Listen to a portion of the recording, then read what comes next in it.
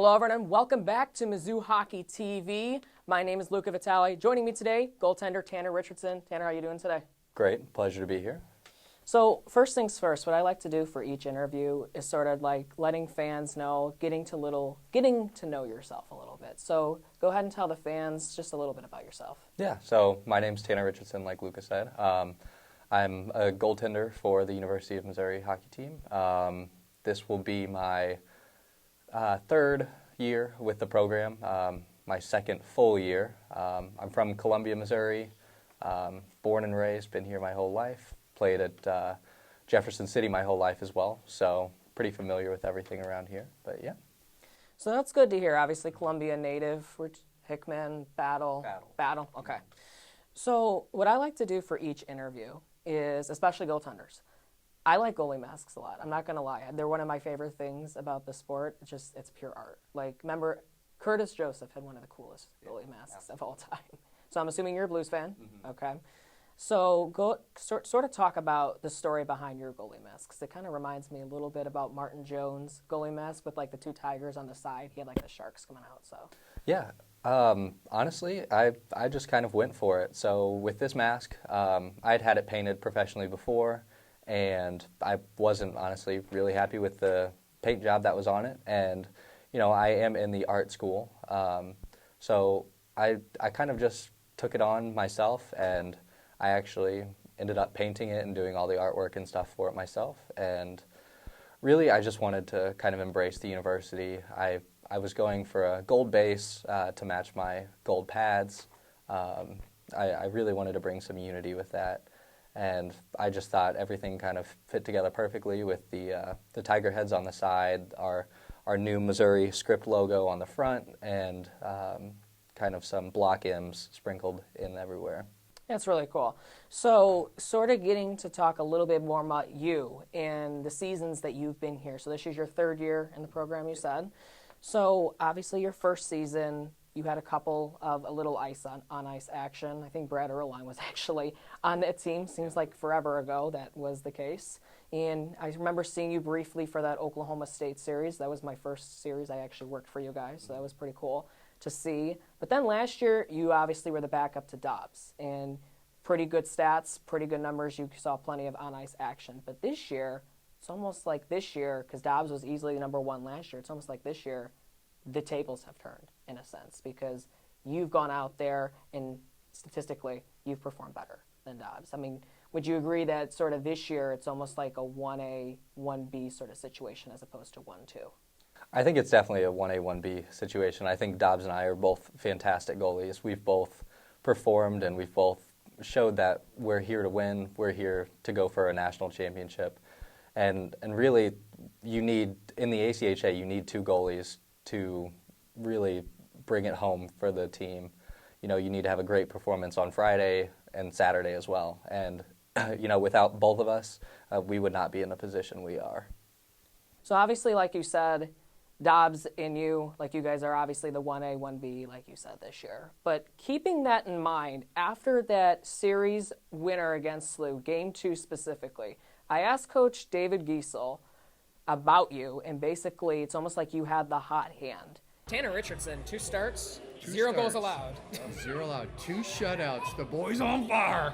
Yeah, sort of talk to me, because last year Dobbs had the hot hand, but it's almost like Richardson has the hot hand right now. Richardson definitely has the hot hand, and in the off season, Richardson was training.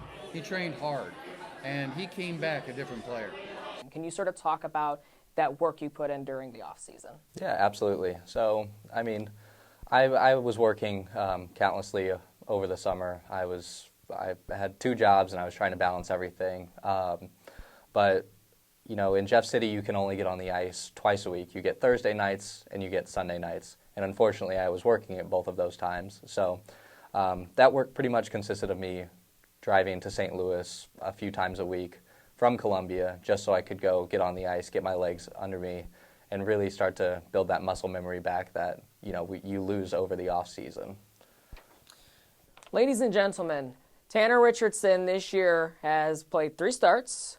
He has 2 shutouts, and then against Ole Miss, he got the nod for the series opener. So let's take a look at some of these stats right here. I mean, you look at these numbers, Tanner, and they're very impressive. It's definitely something that some of the more elite goaltenders in the ACHA last year, Sam Haynes on Arkansas is one of them, and even the Nebraska goaltender, you could put him in the conversation as well. So how does this help with you and Dobbs both being able to be forces to be reckoned with, and that how does that help you guys moving forward? I mean, it's just great having us both performing the way that we are in kind of the day and age where we're at. Teams show up to play every single game, and what you need is fantastic offense, fantastic defense, and then you need rock solid goaltending to back it up. And that's what Dobbs and I have definitely been. We definitely want to continue to be that, and I know we will. We're not going to fall short of nationals this year. Anything other than winning day in and day out is not okay. So we're definitely going to keep pushing. I think we push each other in practice overall. It's been a great experience. I mean, he's definitely helped me get better. We battle day in and day out, and that's what we want. We want to have a successful hockey team and definitely keep things rolling the way they are. That's awesome to hear. So obviously, you guys are 6-0. 6-0 right now. Last season, it was a very different story, this time of year last year. But you guys have a little break, and then you guys are out to West Lafayette to take on Purdue, another team that made a run of nationals last year. So can you sort of talk to us about how you guys approaching this tough stretch of games coming up with Purdue, Arkansas, University of Nebraska, Omaha? I mean, how are you guys, what's the mentality going into those games? I mean, the expectation is to win.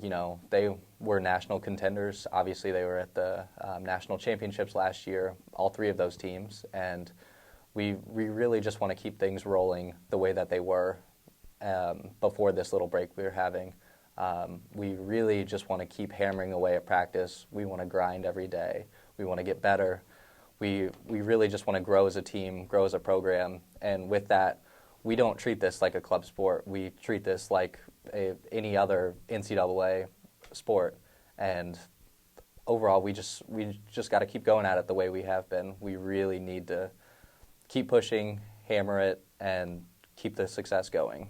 That's honestly good to hear. So obviously, it is a club sport, but you guys approach it like no other team I've ever seen. Like, you guys approach us like it is nationals or it's a bust, basically, in that sort of mentality. Like, obviously, you guys got really far last year. You fell short, but this year is a new year. You guys have new guys on this team, a mix of youth and older guys like yourself and Nick Spolik. I mean, obviously, it's good to have on a team, but then you got dudes like Andrew Knapp, who's a freshman.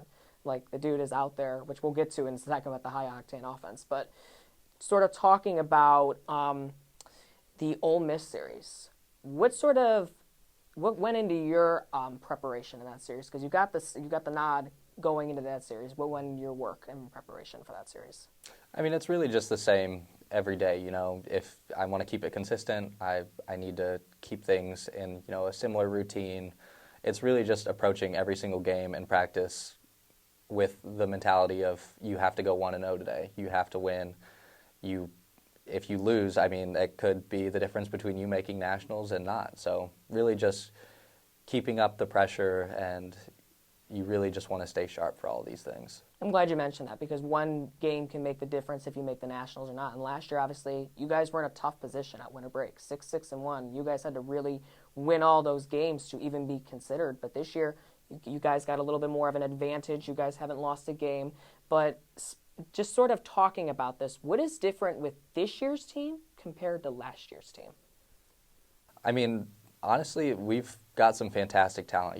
We obviously lost some key players last year, Jacob and Henry Caston, Brett Martin. I mean, those are guys that in the locker room and on the ice, it's really hard to replace. But fortunately, with this freshman class, it's been amazing. It's hard to say, but we really don't have, 4 lines. Everyone is capable of playing first line or fourth line. And really that depth it's honestly what's helping us succeed and, striking every opportunity we have. That's good to hear. So obviously you guys are 6-0, but how do you guys sort of maintain this success? How do you guys not sit back and be complacent? I mean, I think every guy just in the locker room has the mentality that they want to win. I think day in and day out, it's nationals, it's winning the matcha, it's going back to back.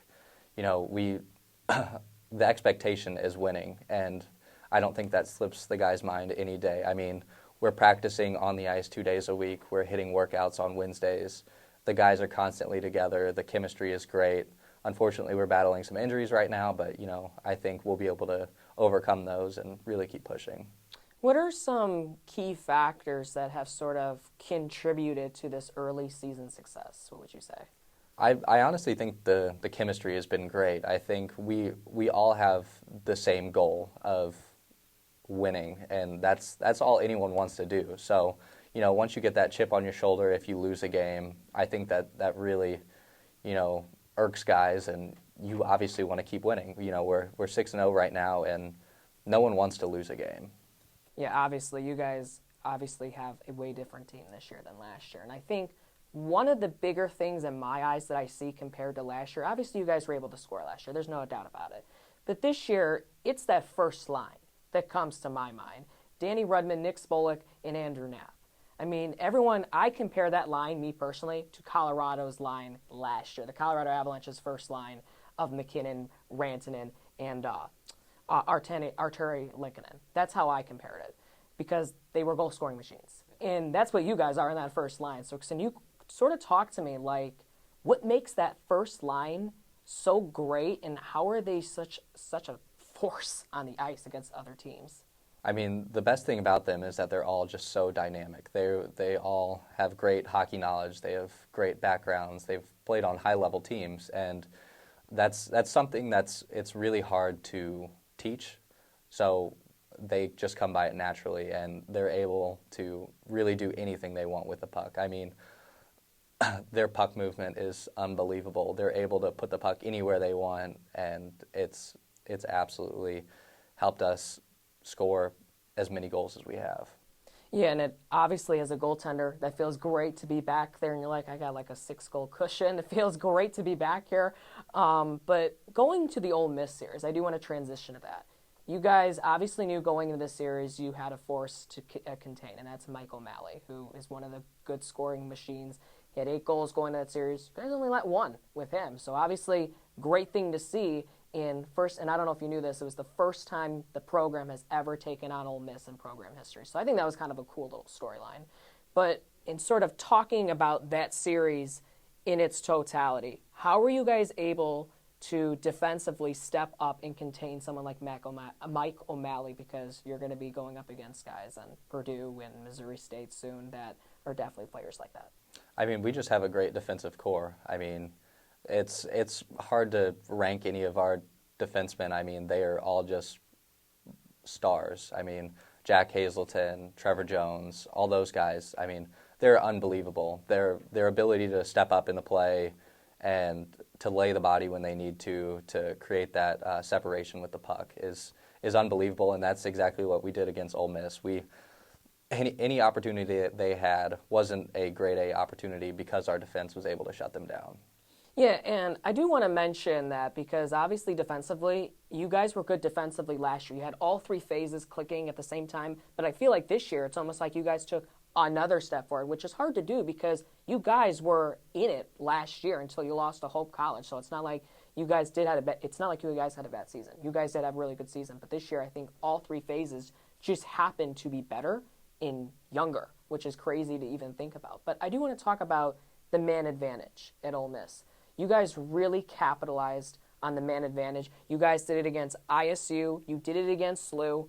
What is it that is clicking on the man advantage? Because early in the season, I feel like teams have a tendency to sort of break down and not take opportunity of those man advantage, but you guys are. What's clicking?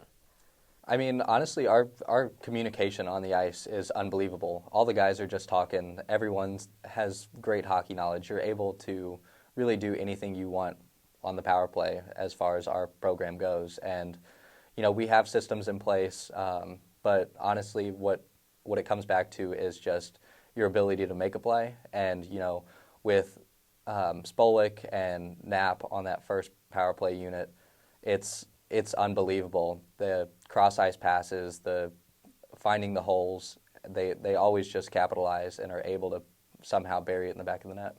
And last thing, I did this with Nick. I like to do this with any player, honestly. What do you want? Any message for the fans?